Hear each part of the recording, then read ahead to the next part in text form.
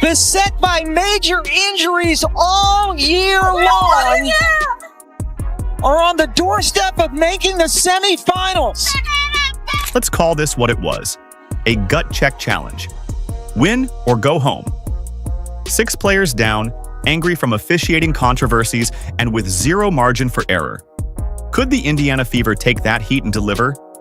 They just proved it in Game 3 of the WNBA playoffs against the Atlanta Dream.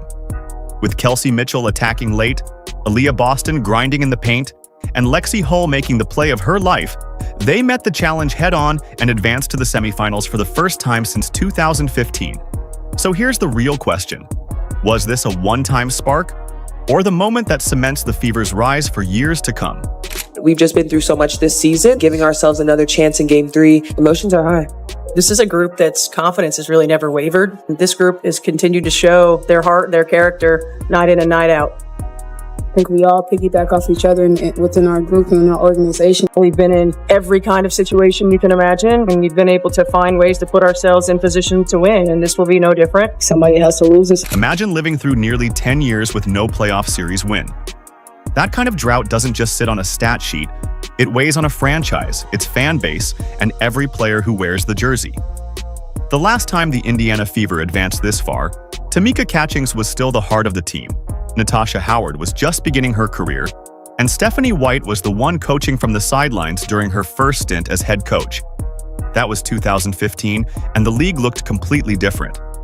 Fast forward to now, and the Fever stepped into a Game 3 that wasn't simply about basketball. It was about history testing them again. What made the moment even more pressing was the state of their roster. Think about this. Caitlin Clark sidelined, Sophie Cunningham out, Sydney Colson unavailable, Chloe Bibby, Ari McDonald, Damiris Dantas, all on the injury list. That's an enormous chunk of experience and scoring power stripped away. Suddenly, this wasn't just another playoff night. It was win or go home, with a group that had to stretch every bit of talent and chemistry just to compete. No one outside that locker room was putting money on them. In a way, that vacuum of expectation became their advantage. They had no choice but to fight. Now, this one on Lexie Hull got me riled up because this was early on in the game, and this was probably the best defense that Lexie could have played. And remember how Game 1 went down? A parade of phantom whistles, momentum-killing calls, and a technical foul on their coach. The frustration in that building wasn't hard to spot.